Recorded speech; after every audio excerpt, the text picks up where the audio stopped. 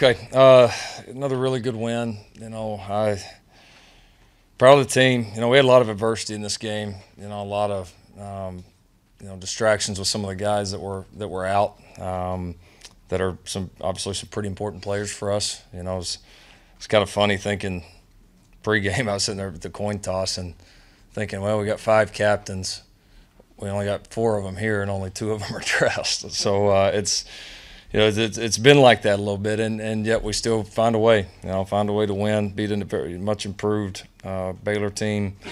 Very proud of the way that our guys played, responded. Thought we had some points in the game where just kind of all 3 sides together, we played some of the best ball that we've played all year. Like any game, there's going to be things for improvement on all 3, and we'll continue to work hard at those. But we're learning, we're growing, and we're doing it while we're winning, and that's always a really good thing. So thought we got off to a really good start. Had a couple. We did separate. I think it was 28-9 at half. So we did separate some. Thought we had a few more chances to do a little bit more.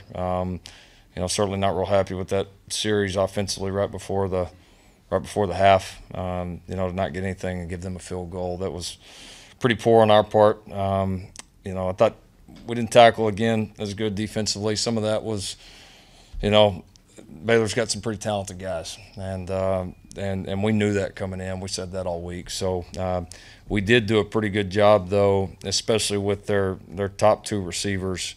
Of limiting those guys after the catch. He had a couple 20-yard gainers, but for the most part, we got those guys on the ground. Probably the biggest disappointment was just finishing tackles as far as in the pocket, and on a few of the check downs to the running back, although that guy's a good player, pretty slippery. So, but battled through. Good to get some of the guys back. Still missing a few, but that'll, we'll continue to hope to push hard to try to get them back. But this team's learning. This team's really growing right now. Winning's hard, and we found a way to do it again. So excited about this win. Talk about Kyler Murray's game. It's a game for the ages. You just had a Heisman Trophy winner. Can you put in perspective the kind of day he had today? He played good. He handled the situation before the game well. Didn't freak out like I'm sure the rest of America did. It just was what it was. And that's what we talked about after it happened was, hey, here's the deal. We got to get past the disappointment. Of course, he was disappointed, but he handled it well, played very well. Really saw the field. Continues to throw the ball, especially down the field, so well. And then a couple times when when they did get some pressure, things weren't there. You saw a little bit of the juice that he has. It's pretty unique. So obviously played well. He's growing. Was his best performance so far. Were you disappointed, Lincoln? What is the situation? When didn't he start? He set his alarm wrong on Thursday night. Was with his mom, and Mom was in town, and they spent some time together and just set his alarm wrong. And we have a policy. We practice here on Friday mornings. We have a policy that if you're late to that practice, if you're a starter, you don't start. If you're a guy that we're dressing, then you don't travel. So it's just a policy. It's something we stick by. Wasn't anything egregious, wasn't a big issue, wasn't a huge issue behind our walls. We knew Austin was going to go play the first series, and then Kyler was going to go from there. You disappointed he put you in that position to have to make that choice? Things happen? A little bit. There's things happen. If it happens any other time during the week, you just do it. You probably, run a guy a little extra, move on. But that's just a big policy that we've had with doing that morning practice the way we do it. So no, I'm not disappointed. There's 2 different kinds of mistakes. There's egregious ones that are intentional. You know what? Sometimes I set my alarm wrong too. And it happens. It happened. We dealt with it and move on. It was not a very big deal, like I said, within these walls at all. What time do you practice on Friday mornings? 7:30. I know you said it wasn't the most egregious mistake, but how late do you have to be to that practice for people? I'm not gonna. He was not very late. It was not a big deal. But I'm not gonna give a play-by-play on it. He was late enough that it didn't affect any of our preparation, but late enough that we needed that policy went into effect. In terms of improvisation, what he did today, was it the best you've ever seen? On plays that didn't go as scheduled, or the scoop and 3rd down conversion play? All that. I'm always scared to say best ever seen. We've seen some pretty good ones through the years, but it was was pretty damn good. Yeah, I mean, it's, you know, he's just got that gear acceleration wise that, you know, and he can continue to get even more aggressive, you know, running it, and then involved in our run game, because people just have to account for him, and even when you account for him, the odds still aren't in your favor, you know. So that's what, you know, one of the things that makes him really good. Right now, the thing that makes him good though is he's beating people from the pocket, and if he can do that, then he's you know, tough to handle. I don't want to leave the Baylor game too far in the rearview mirror, but you got Texas coming up this week. Is he playing as well? The midway point of the season, is he playing as well right now? Kind of rounding into that, you know, starter's role and leader's role that you want him to. Yeah, no, I think he's done a great job. I anticipated he would play well. I've always felt like that. I always felt like whoever won that job would be set up to play well, and that they would. So he's done a good job. He's continuing to grow, and he's handling these new experiences well, which that's what you like to see. You know, you can't simulate, you know, only getting 30-something snaps against Army. You know, you can't simulate, you know, not going out the first series of the day and the range of emotions that happen. I mean, when you play, there's just so many more ups and downs that as coaches, you can't always put them in that position, and, you know, you've got to try to prepare them the best you can, and then they've got to go handle it and grow from it. And so he's done that. He's got a lot of teammates that are making a lot of big plays around him right now. I think your longest drive was 256. Could you talk about the explosive plays you had today? Yeah, no, we had a bunch, which has been our MO a little bit. We had a lot in the throw game, obviously early, and then popped some big ones in the run game as the game went on. So, yeah, I mean, there's still a lot of plays that we got to do better. You know, we've got to continue to make more routine plays, not have as many negatives. So we still got a lot of growing to do, but right now we're covering it up by playing pretty explosive. Lincoln, it seemed in the first half, defense played really well. Probably your low point was coming out of halftime there, but just overall, Trey Brown was really a factor for you today.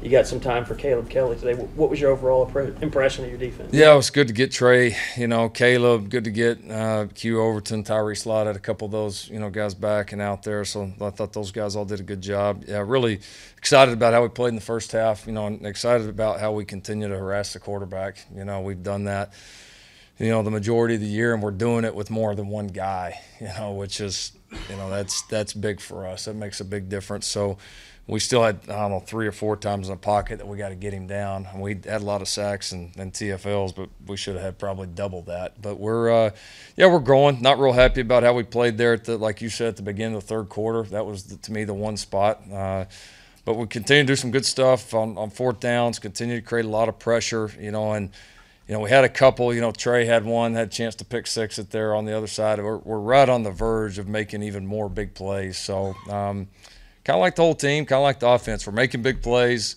which is good. We're growing. We're progressing. I saw some absolute improvement from the last couple of weeks to this week, and we just got to keep building. Lincoln, do you expect Kennedy Brooks to be more involved moving forward?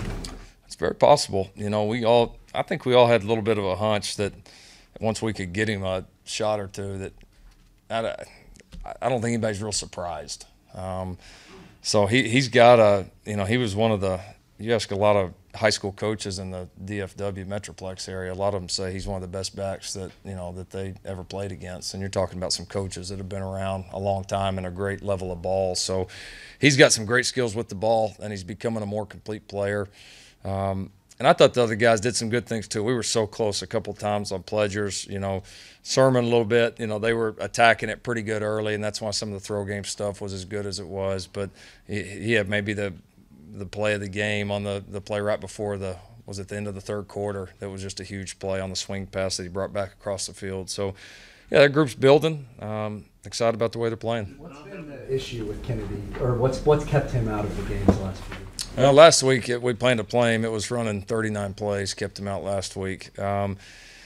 Previously, I think kind of last year, we're kind of, especially with Rodney down, we're trying to figure out what those guys are, you know, and it's hard to tell with backs. They're tough to evaluate in practice, you know, because you tackle them some, but it's just not the same until you get in live situations, and you can only do that so much. So I think we're still learning about them, what they're good at, what their skill set is. But obviously Kennedy made a nice statement today. Did not having Ben Powers get you off schedule a little bit?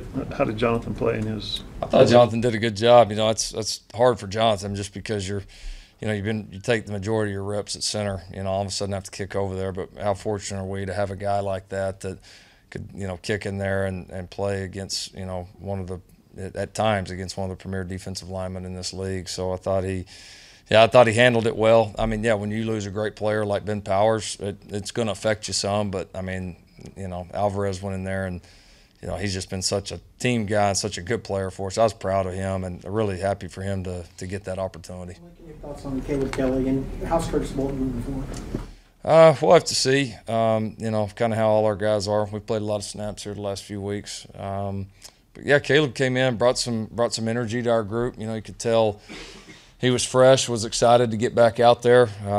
You know, really did a good job rushing the passer. Missed him once, I think, maybe off an edge, but you know, really got in there, played aggressive, played physical.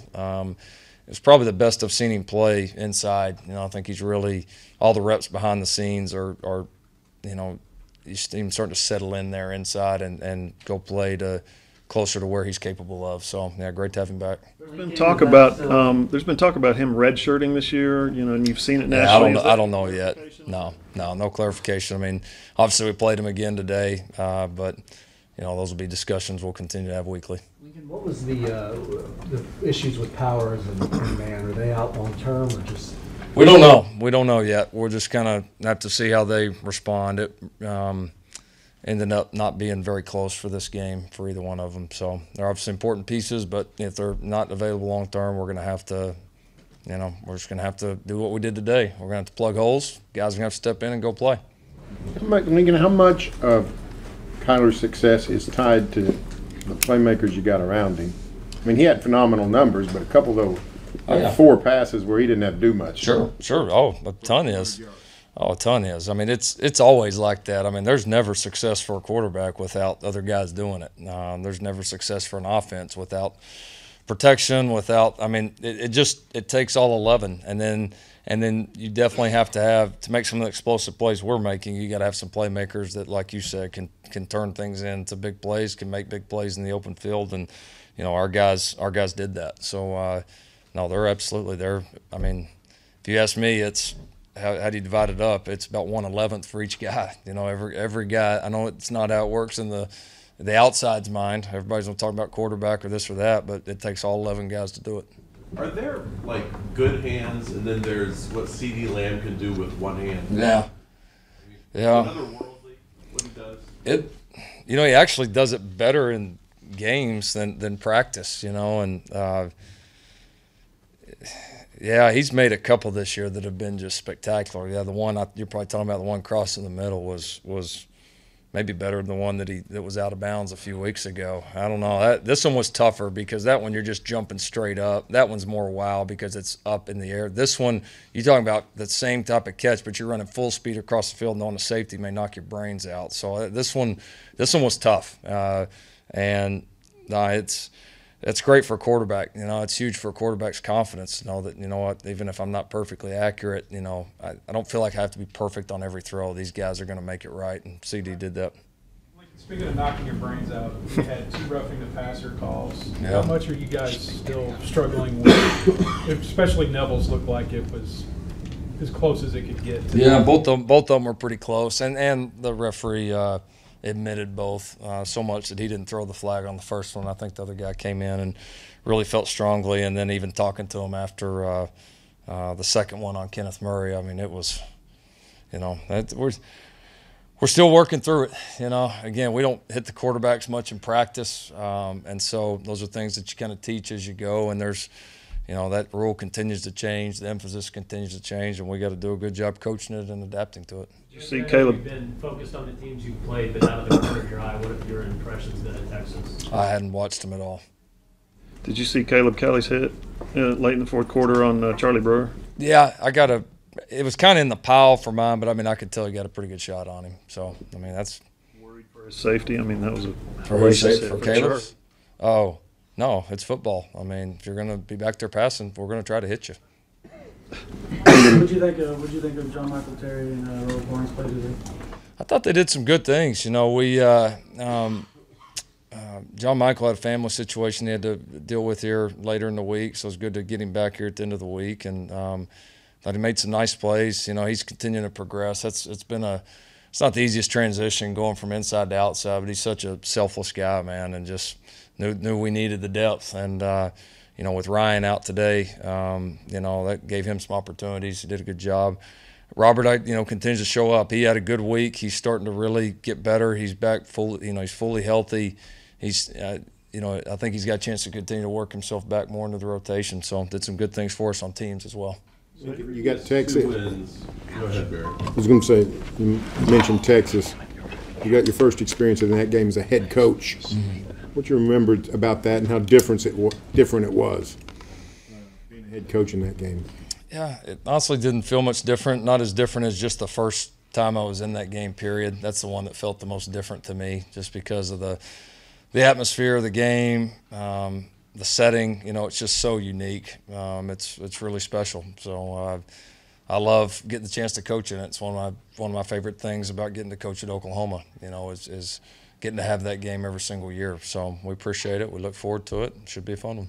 Your previous 2 wins were a lot tighter than this one, and this one was looking like it might be a very tight game in the middle of the third quarter, and then you just explode all over again, and you do what you do. Is there a lot of value to winning like that going forward? I mean, into any game, but into Texas? I don't know. I mean, it's just trying to win and get better, you know. And we separated a couple different times during the game, so felt good about where we were at the whole day. And but yeah, we got to get better. We're gonna play a good Texas team. Got to be ready to go. Baylor likes to run, like they like to be physical up front. They try to get downhill on you. You guys limited them to 77 yards rushing. They pretty pleased with the run defense. Yeah, we did a good job. We made them one-dimensional.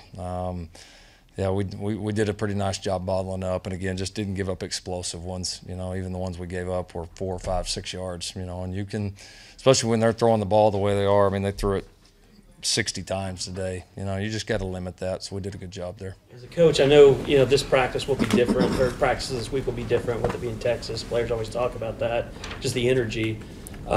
Did you get to, do you go in the locker room after a game like this and get to announce, like, hey, it's OU Texas, is there a big celebration, anything like that? No, because, I mean, I think you got to be careful, just because you got to have their focus this week for this game, and you got to be careful, to me, about, you need to appreciate wins. You know, we only get to do it. We're not baseball. We're not basketball. We don't get 50, 60, 70 games. We only get a few of these. And they're damn hard to win. So when we win, we're gonna enjoy it, you know, and the focus was about winning this game and happy about winning this game. Now, are the guys excited for next week? No question, but we'll get to next week. Thanks, Luca.